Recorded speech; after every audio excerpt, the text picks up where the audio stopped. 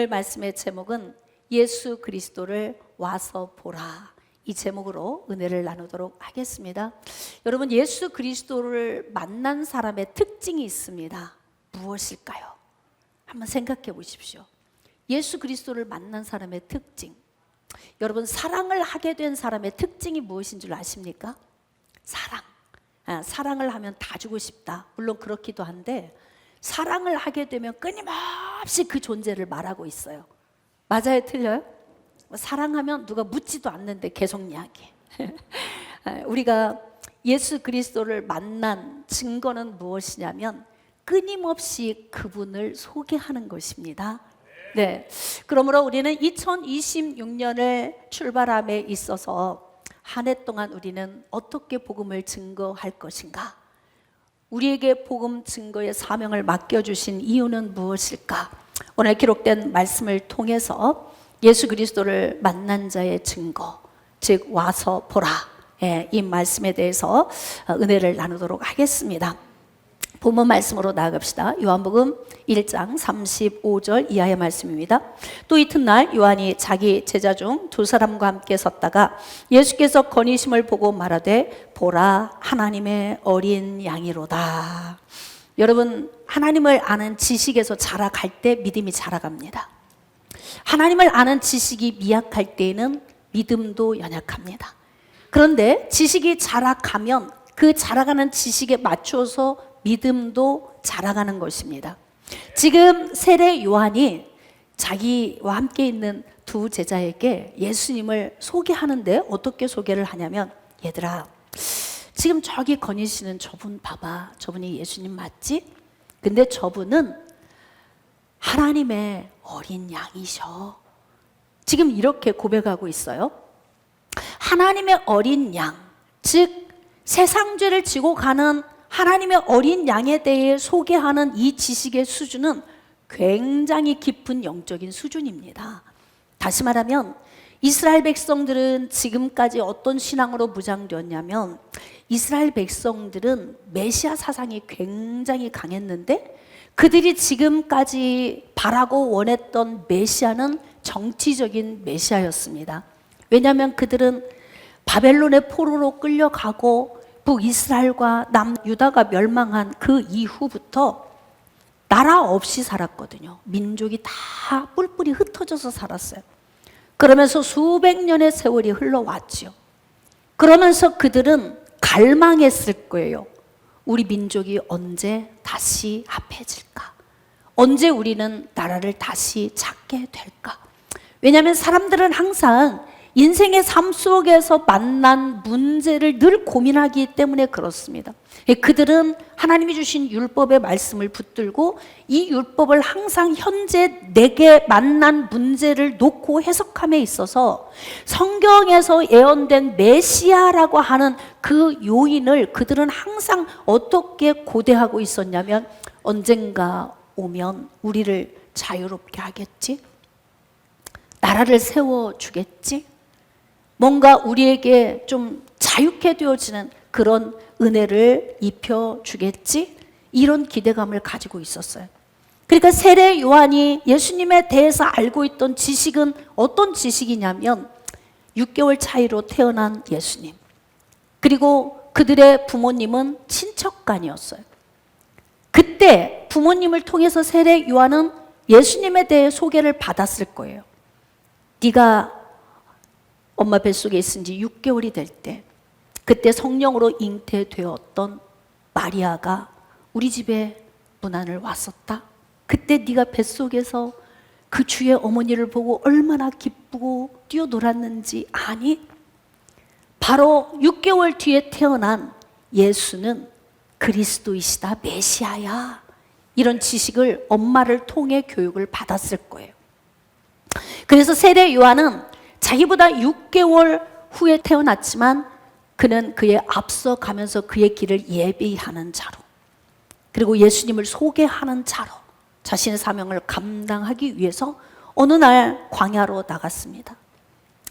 약대 털옷을 입고 그리고 가족들을 띠고 메뚜기와 석청을 먹으면서 광야에서 회개하라, 천국이 가까이 왔느니라, 이 복음을 선포했어요.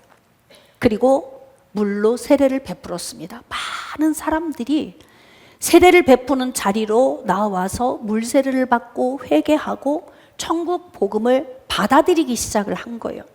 그런데 어느 날 그 많은 세례를 받으러 오는 무리 가운데 예수님이 걸어오시는 거예요.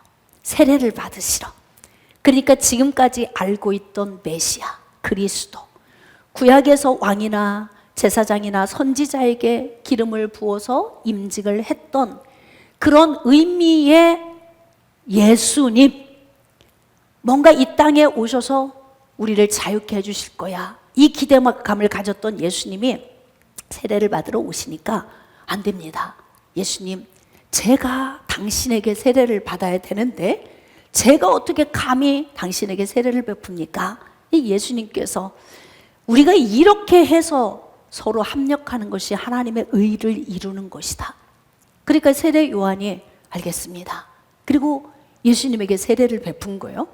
자, 그런데 놀라운 일이 벌어졌습니다. 지금까지 세례 요한이 알고 있던 예수님, 메시아, 그리스도, 뭔가 정치적으로 우리를 자유케 해주시고 인생의 삶의 문제를 확 풀어주실 메시아, 그렇게 생각을 했는데 갑자기 예수님이 세례를 받으시고 물에서 올라오시는데 하늘문이 열리기 시작하는 거야. 하늘문이 열리더니 성령이 비둘기처럼 내려서 예수님 위에 임하시는 거예요. 자, 그런데 이때 갑자기 한 말씀이 생각났어요. 어느 날 하나님의 성령이 세례 요한에게 말씀을 주신 게 있어요. 우리가 사복음서의 말씀을 묵상하다 보면 다 공통적으로 나오는 요인들인데, 성령께서 세례 요한에게 어떤 말씀을 주셨냐면, 성령이 어떤 사람에게든지 내려서 그 위에 임하는 것을 보거든 그가 성령으로 세례를 베푸는 자인 줄 알라, 이 음성을 들었었어요. 그리고 그냥 그는 지나갔어. 그런데 예수님에게 세례를 베풀고 예수님이 물에서 올라올 때 성령이 비둘기처럼 그에게 임하시는 것을 보면서 그 말씀이 생각이 난 거예요. 아, 그렇구나. 이분이 성령으로 세례를 베푸는 분이셔? 거기서 끝나면 믿음이 굉장히 연약한 믿음으로 머물게 돼요. 여러분, 세례 요한도 예수님을 아는 지식에서 자라가면서 믿음이 확고해진 거예요. 그가 감옥에 갇혔을 때도 저분이 진짜 예수님이 맞아? 자기 제자들을 통해서 물어보라고 한 거예요. 제가 오실 그 일을 다시 기다릴까요? 당신이 그분이 맞습니까? 그러니까 믿음은 아는 지식만큼 자라가는데, 그때 성령이 그에게 임하실 때 하나님이 주신 말씀이 생각이 났는데 순간에 다시 음성이 들리는 거예요. 이는 내 사랑하는 아들이고 내 기뻐하는 자다. 그러면 여기에서 또 다른 지식이 하나 생기는 거예요. 그동안에는 단순히 육신으로 오신 예수님이 기름 부음을 받고 메시아로, 구세주로 우리를 구출해 주실 분, 그 정도 생각을 했는데 하나님의 아들? 처음 듣는 이야기예요. 처음 듣는 이야기.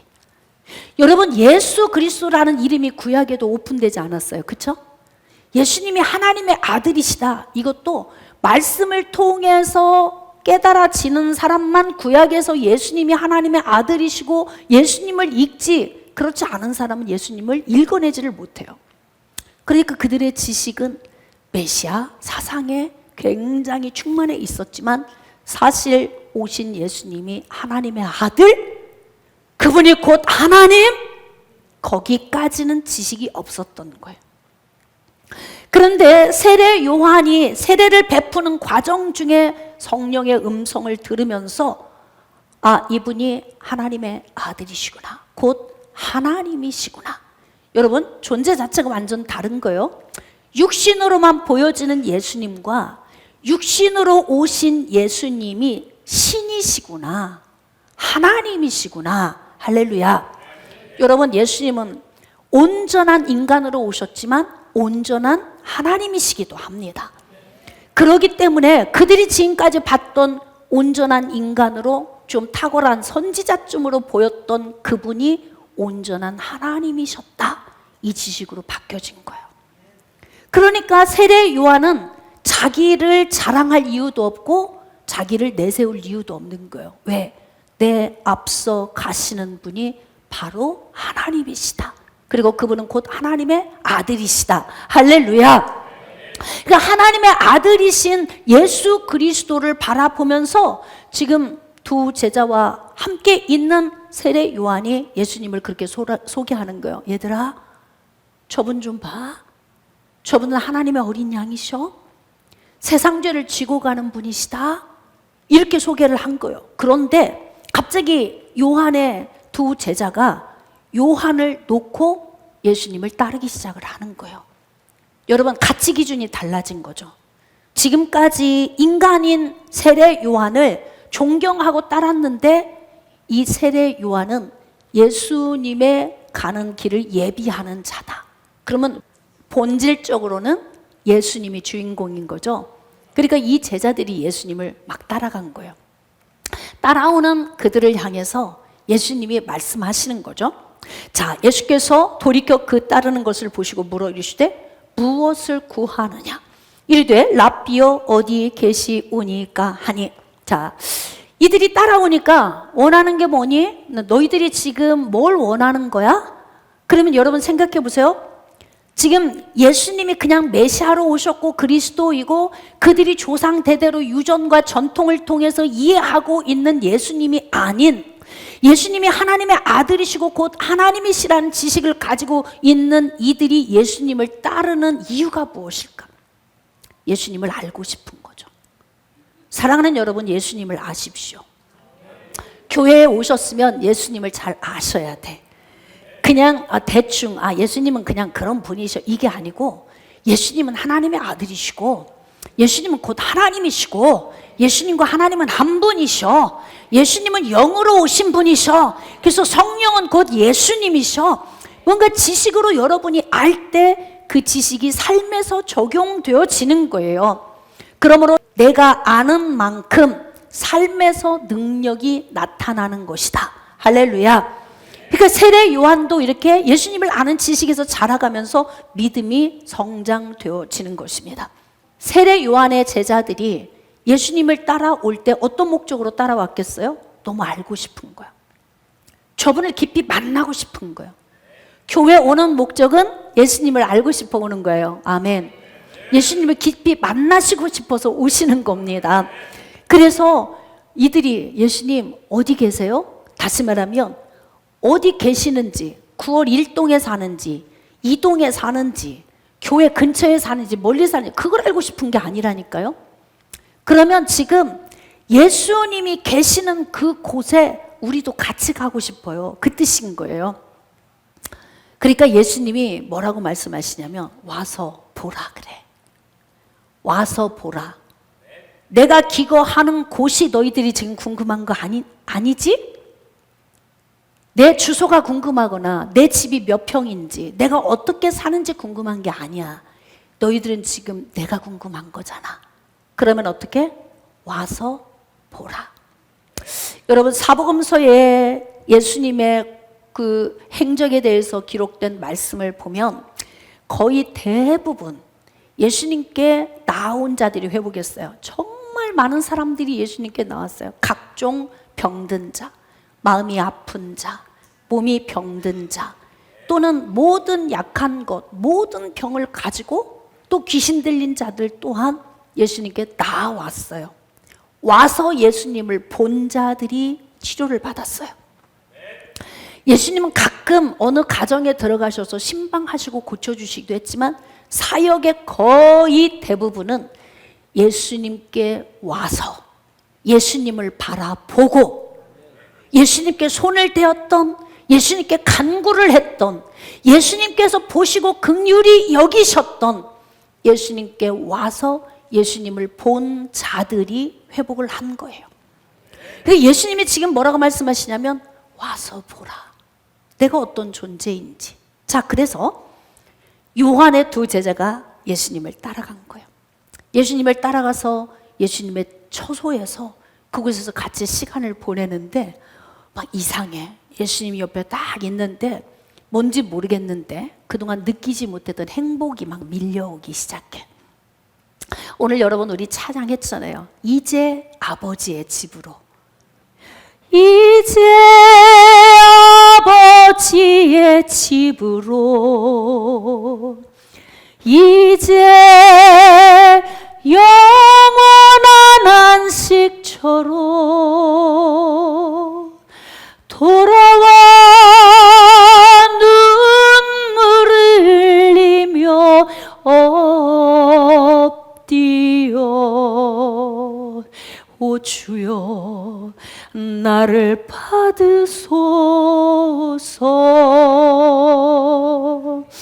아버지의 집으로 영원한 안식처로 예수님께 나와서 예수님께 가까이 나아갔는데 마음이 이상해. 한 번도 느껴보지 못한 이게 뭐지? 생수의 강이 막 넘쳐 흐르는 거예요. 기쁨이 나와요. 평안이 막 넘쳐 흘러요. 그동안 마음 안에 있던 염려, 근심, 고통, 슬픔, 우울함, 낙심의 마음이 훅 빠져나가더니 갑자기 안에서 생수의 강이 막 넘쳐 흐르는 거예요. 이런 경험 해보셨습니까? 지금 교회 안에는 예수님을 만나서 이런 경험을 하신 분들도 계시지만 아직 예수님을 만나지 못하고 지금 대기 중에 계신 분, 지금 만나려고 대기 중에 계신 분이 있는데요. 여러분, 예수님께로 나오십시오. 와서 보라. 예수님을 바라보십시오. 그러니까 예수님께 가서 예수님을 바라보고 예수님이 하시는 말씀을 듣고 있는데요. 생명이 죽어 있는 것이 살아나기 시작. 누가 바뀌는 거예요? 예수님을 만나면 누가 바뀌는 겁니까? 세상이 바뀝니까? 내가 바뀝니까? 내가 바뀌는 거예요. 세상은 그렇게 쉽게 바뀌어지지 않아요. 2000년 전의 세상도 4000년 전의 세상도 지금의 세상도 죄악된 세상은 동일합니다. 달라진 건 문화가 좀 달라진 것, 좀 발전한 것이 좀 달라졌을 뿐이지 죄의 본성을 가지고 살고 있는 인간은 하나도 변함없이 동일하게 수천 년을 살아오고 있어요. 똑같은 모습으로. 언제 우리가 달라지냐면 예수님을 만났을 때 달라지는 거예요. 예배 자리에 오셨는데 오늘 아직 기쁘지 않나요? 오늘 주님이 잘 느껴지지 않습니까? 여러분의 마음이 예수님에게서 좀 대면대면 멀어졌다는 희미한 느낌이 느껴지셨습니까? 그러면 어떻게 해야 된다고요? 돌아와 눈물을 흘리며 엎디니 오 주여 나를 받으소서. 돌아오시길 원하시면 아멘. 돌아오십시오. 여러분, 강팍한 마음을 깨뜨리십시오. 하나님이 제일 싫어하시는 마음이 어떤 마음인 줄 아십니까? 교만함이에요. 교만함. 그러니까 교회 안에 있는데 주님이 안 느껴져. 교회 안에 있는데 그분의 품에 들어가지를 못해요. 여러분, 지금 우리가 생각할 때는 예수 믿다가 교회 밖에 나가 세상으로 나간 사람이 주님 떠났어, 우리 이렇게만 생각하는데 우리 교회 안에 있으면서도 주님이 대면대면 느껴지지 않는 심령들이 있어요. 그래서 우리가 찬양을, 제가 설교 전에 찬양을 이렇게 드리는 이유가 뭐냐면 무뎌진 마음을 민감하게 하려고. 뭐 하려고? 우리 가사 잘 생각해 볼까? 그 멀고 먼 근심의 계곡을 지나 이제 평안의 집에 왔네. 왜 이제 오셔? 응? 진작에 오시지. 그런데 교회에 나와서 30년, 40년 됐는데도 아직도 도착 못한 분이 있을까요? 없을까요? 오늘 강박한 마음으로 예배 드리시는 분. 이것이 여러분들이 어떤 환경적인 요인, 저 사람의 요인, 누구의 요인, 뭐 가정의 요인, 문제의 요인 같지만 중요한 것은 나의 속사람이 변하지 않아서 오는 강박함인 거예요. 깨달아지시면 아멘. 그러니까 와서 보라. 그래서 예수님께 갔는데요, 강박한 마음이 막 흐물흐물 무너지는 거야. 그러더니 이게 무슨 마음이야? 한 번도 내 마음에 생기지 않았던 이 부드러운 마음. 그리고 왜 영혼들이 왜 불쌍하게 보이는 거야? 그러니까 예수님을 만나고 난 후에 그 두 제자 가운데 베드로의 형제인 안드레가 뛰쳐나가는 거예요. 나는 이렇게 있을 수 없어. 그럼 어떻게? 나는 가서 빨리 복음을 전해야 돼. 왜? 난 메시아를 만났거든. 아니, 메시아를 만났으니까 어쨌다고? 어쩌라고? 이렇게 되는 겁니까? 그거 아니잖아요? 메시아를 만났는데 왜? 메시아를 만났는데 그러니까 그랬더니 나 메시아를 만났어. 이 정도에서 끝났으면 따라올까요? 안 따라올까요? 안 따라오겠죠? 근데 어제의 안드레가 아닌 거예요. 얼굴색이 완전히 바뀌었어. 교만함도 쫙 빠졌지. 아주 그냥 소금기가 쫙 빠졌어. 그래가지고 얼굴이 윤기 나고 빛이 나고 흐물흐물 부드러워지고 입가에는 웃음이 있고 눈가에는 기쁨이 있고 촉촉한 눈물이 있고 뭐 이렇게 막 왔는데 막 하면서 어제까지 안드레가 아니고 오늘의 변화된 안드레를 보면서 자기도 모르게 그냥 끌려가. 베드로가 예수님께로 그냥 끌려가는 거예요. 그러면서 빨리 가. 예수님께 빨리 가자. 빨리 가자. 그리고 복음을 전하게 되는 거죠. 이게 바로 뭐냐면 예수님을 만난 사람의 특징이에요. 전하고 싶어. 자랑하고 싶고. 되게 막 연애에 푹 빠져 있잖아요. 묻지도 않았는데 그 사람 이야기만 해. 맞죠? 언제였는지 기억에도 없죠, 여러분은? 내가 언제 그런 적이 있었나, 그랬었나, 기억에도 없잖아요? 잘 생각해 보세요. 어떤 대상을 좋아하면 그 대상에 대해 끊임없이 말하게 돼 있어요. 여러분, 이제 우리는 영원한 안식처로 나아갑시다. 예수님의 품으로 갑시다. 성전 안에 있지만 예수님 품으로 들어가지 못하는 그 불행한 마음의 신앙생활을 멈추고 이제 예수님의 품 안으로 깊이 들어가서 그분이 주시는 생명과 평안의 안식의 자리로 나아가야, 그래야 우리가 어떻게 되냐면 와서 봐 좀. 내가 그분을 만났는데 옛날에 내가 아니잖아. 옛날에 내가 아니야. 그러므로 같이 가서 그분 좀 가서 보자. 이렇게 말할 수 있어야 된다는 거예요. 여러분, 왜 우리가 이렇게 영혼을 품어야 되냐면, 영혼을 품어야 되는 이유는 지금도 예수님은 잃은 양을 찾기 위해서 기다리고 계세요.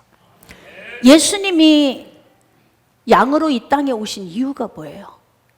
보라, 세상 죄를 지고 가는 하나님의 어린 양이로다. 예수님이 세상 죄를 지고 가셨으니까 그 죄의 자유함을 얻어야 될 사람들을 예수께로 이끌어 가는 일은 저와 여러분이 해야 되는 거예요. 할렐루야. 예수님께서 이런 비유를 들었어요. 누가복음 15장 1절 이하의 말씀입니다. 모든 세리와 죄인들이 말씀을 들으러 가까이 나오니, 희한하게 여러분, 예수님 주변에 모인 사람의 유형을 보니까 전부 문혈이들이야. 참 신기하죠. 제가 목회하면서 느낀 게 뭐냐면, 교회에서 문혈이들이 은혜를 받으면 절대 변심하지 않고 헌신합니다. 정말 사람들이 볼 때는 쳐다도 안 봐. 세상적으로 볼 때는 외면당할 수밖에 없는 사람들이에요. 근데 그 사람들을 사랑으로 잘 보듬어 보세요. 절대 그 사람들은 변심하지 않습니다. 예수님이 이 땅에 오신 것은 의인을 부르러 온 게 아니에요. 문혈이들, 죄인들을 부르러 온 거예요. 자, 그러면 이 땅에 의인이 있고 죄인이 있나? 그 말이 아니에요. 이 땅은 저와 여러분의 의지와 상관없이 태어나는 순간부터 죄인으로 태어나요. 그런데 중요한 건 뭐냐면 전부 다 죄덩어리인데, 어떤 부류는 내가 의롭다 생각하고 사는 죄덩어리가 있고, 어떤 부류는 내가 죄인입니다라고 생각하는 죄덩어리가 있다는 거예요. 이 두 부류의 사람이에요. 그러니까 예수님이 죄인들을 부르러 오셨는데, 그러면 어떤 사람이 예수님께 올까요? 의롭다고 생각하는 죄덩어리일까요? 내가 죄인이라고 생각하는 죄덩어리일까요? 그렇죠. 내가 죄인이라고 생각하는 쇳덩어리가 예수님께 나오는 거예요. 그러니까 예수님께서 이 마을 저 마을 고을들을 다니면서 복음을 전하는데 내가 죄인입니다 생각하는 자들, 여기 보니까 세리와 거의 창녀들, 죄인들, 이런 사람들이 오는 거예요. 여러분, 그래서 구원은 누가 받냐면 내가 죄인임을 깨닫고 알고 나온 사람들이 예수님을 필요로 하고 오는 자리가 바로 교회 아닙니까? 할렐루야. 그러므로 여기 예수님 주변에 보니까 세리와 죄인들이 예수님 주변에 모여 있어요. 자, 그러면 그 모습을 보면서 비토하는 자들이 있겠지요. 왜 저 사람 주변에는 다 문열이들만 있어? 세리하고 죄인들만? 이렇게 비난하는 수군거리는 자들이 있어요. 그 자들이 누구일까요? 의롭다고 생각하는 쇳덩어리. 자, 여러분이 대답하셔야 돼요. 자, 의롭다고 생각하는 그 쇳덩어리, 이게 중요하다니까요. 예수님 주변에 세리와 죄인들이 모여드는데 그 모습을 보면서 수군덕거리고 비토하는 자들이 누구냐면 의롭다고 생각하는, 그렇습니다. 다를 게 하나도 없는데 본인 스스로가 자기는 의롭다고 생각해요. 그게 누구였어요? 성경에 바리새인과 서기관들이었다, 그렇게 기록하고 있어요. 바리새인과 서기관들이 수군거려 이르되 이 사람이 죄인을 영접하고 음식을 같이 먹는다 하더라. 그러니까 좀 문열이 같은 자들하고는 같이 상종도 안 해. 바리새인과 서기관들은 근사한 사람들끼리만 노는 거야. 끼리끼리. 그런 그룹의 사람들이었어요. 자기가 쇳덩어리인지도 모르고. 우리는 이렇게 살고 있어요. 그래서 주님 앞에, 복음 앞에 우리가 오면은 진짜 겸손함으로 살아야 돼. 깨달아지시면 아멘. 자, 그래서 이렇게 막 수군거리는데요, 예수님이 이제 비유로 말씀을 하시는 거예요. 4절. 너희 중에 어떤 사람이 양 100마리가 있는데 그 중에 하나를 잃으면 99마리를 들여두고 그 잃은 것을 찾아내기까지 찾아다니지 아니하겠느냐? 다시 말하면 예수님 자신이 이 땅에 오신 목적을 말씀하시는 거예요. 지금 세리와 죄인들과 함께 먹고 마시고 그들과 함께 지내고 있는 예수님을 비토하고 수군거리는 의롭다고 생각하는 쇳덩어리들에게 뭐라고 비유로 말씀하시냐면, 양 100마리를 가진 사람이 있는데 한 마리를 잃어버렸어. 너 같으면 어떻게 할래? 그런 거예요. 너 같으면 어떻게 하겠어? 99마리 한쪽에 잘 두고 한 마리 찾을 때까지 헤매고 다니지 않겠어? 그래서 지금 하나님의 심정을 예수님이 비유로 말씀을 주시는 거예요. 여러분, 하나님께서 잃은 양 한 마리를 찾으시는 심정으로 당신의 품속에 있는 독생자 예수님을 이 땅에 보내셨어요. 그리고 이 땅에 보내셔서 십자가에 달려 죽기까지 그의 피 흘리심을 통해 우리의 죄를 씻어 주시려고 예수님을 보내주시는 거예요. 그래서 한 영혼이 천하보다 귀하다고 말씀하시는 거예요. 하나님의 열망은 잃은 양 한 마리 찾기, 그 마음인 거죠. 그러니까 예수님이 하나님 뜻을 받아서 그 뜻을 이루기 위해 이 땅에 오셨으니 의롭다고 생각하는 쇳덩어리들에게 관심이 있을 리가 없으시지요. 그러면 예수님의 관심은 어디에 있어요? 제가 죄인입니다. 여러분, 우리가 구원받을 때 언제 구원받냐면 내가 죄인인 걸 볼 때 구원받아요.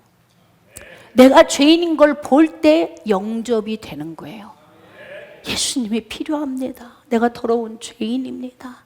예수님이 아니면 나는 영벌에 빠집니다. 내가 죄인인 걸 볼 때 예수님을 필요로 느끼는 거죠. 그렇기 때문에 오늘 자기가 의롭다고 생각하는 쇳덩어리들이 예수님의 이 말씀을 들을 때 얼마나 찔리겠어. 그러니까 설교 시간마다 찔려. 말씀 비칠 때마다 찔려요.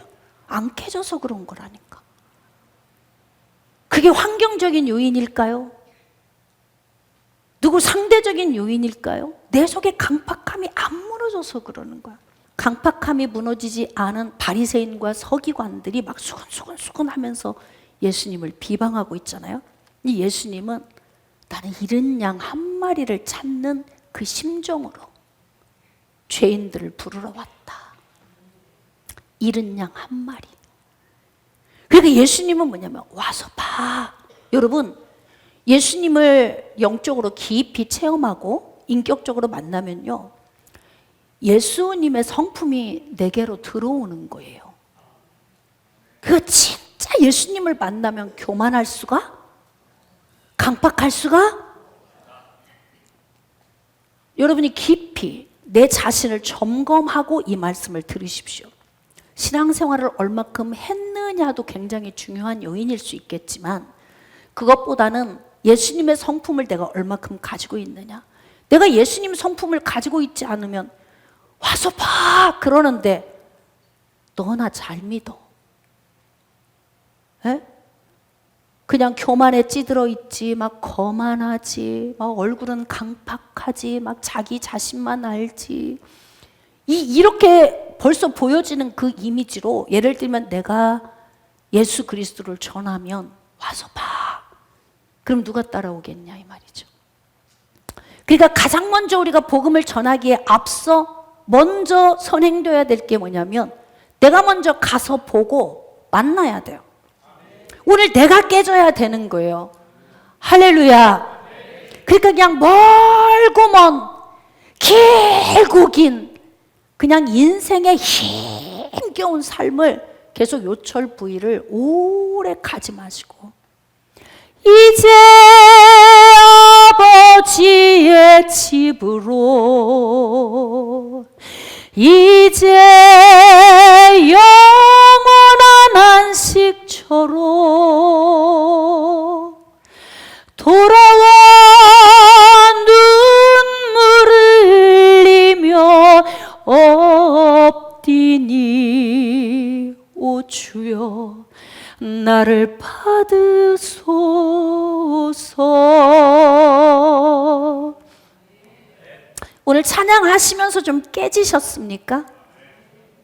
눈물을 흘리며 엎디시고 눈물을 흘리며 주님께 나가십시오. 주님이 멀게 느껴져. 주님이 가까우면요 사람의 마음이 부드러워집니다. 여러분, 내가 지금 강팍하다는 얘기는 주님과 멀어져 있다 그 의미인 거예요. 그러니까 지금 요한의 두 제자가 예수님을 따라가더니 갑자기 흐물흐물 부들부들해져서 돌아와서 자기 형제 베드로에게 다 메시아 만났어. 근데 진짜 만난 것 같아. 뭐 보니까? 그의 모습을 보니까, 그의 말하는 것 행동하는 것 보니까 어제의 안드레가 아닌 거예요. 그 뒤에 이어진 말씀을 보면 빌립도 예수님 만나더니 막 뛰쳐나가가지고 나다나엘에게 다 메시아 만났어? 와서 봐. 여러분 2026년을 어떻게 사시겠습니까? 우리 표어 한번 선포해 봅시다. 시작. 와 보라. 다시 한번 시작. 와 보라. 그렇게 선포하시겠습니까? 이제 2026년에 성전의 빈자리를 채우기 위해서 우리가 이제 이 표를 가지고 전진하고 나아갈 거예요. 요한의 두 제자가 예수님을 따르게 되었고 예수님 만나더니 와 보라 이렇게 선포하는 자가 되었어요. 그런데 중요한 건 그들이 선포했는데 나은가 너나 잘 믿어 이랬으면 오늘 이 성경의 기록이 안 됐을 거예요. 근데 뭐냐면 따라가. 와봐 그러는데 따라가요. 내가 변하니까. 할렐루야.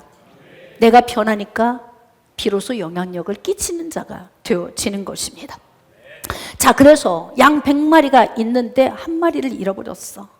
그러면 99마리 한쪽에 두고 가서 한 마리 다 찾을 때까지 찾지 않겠냐? 그러면 그 한 마리를 찾으면 주인이 어깨에 메고 기쁨으로 와서 동네 사람 모아놓고 잔치 안 하겠느냐? 에?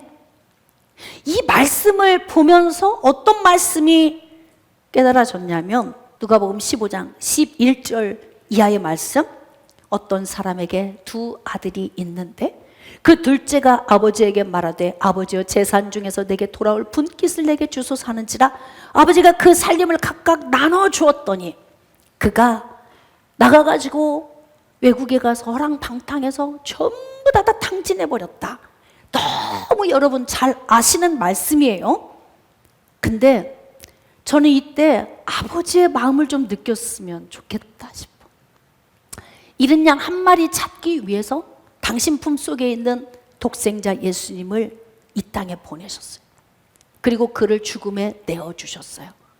그만큼 나를 사랑하신다. 내가 어떤 존재인지 아시겠습니까? 예수님을 죽음에 내어주시면서 나를 건지셨어요. 예수님과 나를 바꾸신 거예요. 예수님의 생명과 나를 바꾸셨어. 그리고 나를 얻으신 거예요. 구출하신 거예요. 바로 저와 여러분이 그렇게 구원받은 것처럼 앞으로 그렇게 구원받아야 될 수없이 많은 영혼들이 있는데 그 영혼들을 향해서 우리가 복음을 전해야 되는 거예요. 그런데 이렇게 아버지의 품속에 있으면 얼마나 좋습니까? 여러분, 어지간하면 강팍감 내려놓고 흐물흐물 사십시오. 왜냐면요, 그냥 평범한 것 같고 습관적인 것 같고 매일 별거 없는 것 같은데 그냥 예배 생활 늘 하고 그냥 늘 주님 안에 사는 사람은 거의 평탄해. 제가 목회하면서 느끼는 게 그래요. 거의 평탄해. 근데 이 평탄이 깨질 때가 있어요. 그때가 언제인 줄 아십니까? 주님에게서 무디어질 때야. 이거 교회를 나왔느냐 안 나왔느냐에 초점을 두지 마시고 지금 내가 주님에 대해 무디냐 민감하냐. 예수님 생각만 해도 예수님 생각만, 구주를 생각만, 구주를 생각만 해도 이렇게 좋거든. 그 다음 주 얼굴 배울 때야 느끼면서 시작.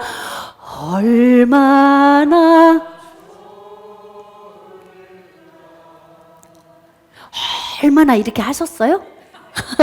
다시 시작. 얼마나 좋으랴. 마음이 강박하면 사랑한다는 말도 어쩔 수 없이 사랑한다고 말로 꼭 해야 알아? 이래. 근데 진짜 사랑하면 물어보지도 않는데도 어떻게 해요? 시작.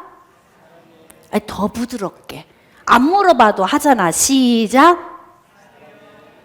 그렇잖아요. 여러분이 주님 사랑하면요, 예수님 생각만 해도 눈물 나요.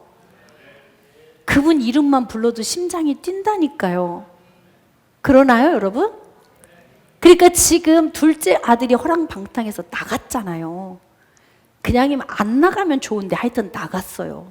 근데 아버지의 심정은 어떤 마음이냐면 집에서 지금 잘 지내고 있는 큰아들은 평안해 그냥. 그러니까 그냥 마음 안심하고 가시는데 늘 마음은 뭐냐면 집 나간 둘째 아들을 사모하는 마음. 그러니까 지금 여러분 생각해 보세요. 우리가 지금 이 자리에 앉아 있는데 주님과 대면하고 멀어. 그러면 오늘 주님이 우리에게 뭘 요구하시냐면 돌아와 눈물을 흘리며 뛰니 오 주여 나를 받으소서. 이 마음으로 오기를 기다리고 계셔. 그러니까 탕자된 아들이 뭐 쥐엄 열매까지 다 먹었지 꼭 거기까지 안 가도 되는데, 그죠? 아버지 집에 있으면. 근데 쥐엄 열매까지 먹는 상태가 되니까 내가 이러다 굶어 죽겠다 싶어. 아버지 집에 있을 때 참 좋았는데. 맞아요? 틀려요? 주님과 친밀할 때 참 좋죠. 지금 막 세상은 요동치고 막 파도는 일고 막 배는 출렁이고 막 일렁이는데 내 마음은 주님 때문에 흥건해. 이게 신앙생활 잘하는 사람이에요. 할렐루야. 그런데 아버지는 지금 집 나간 아들, 돈을 탕진을 했나 뭐 했나 이게 중요한 게 아니야. 에? 가서 막 범죄하고 살았나 뭔 나쁜 짓을 했나 어떻게, 이게 아니에요. 그건 뭐냐면 오기만 하면 돼. 오기만. 그냥 오기만 하면 되는 거예요. 어서 돌아오, 어서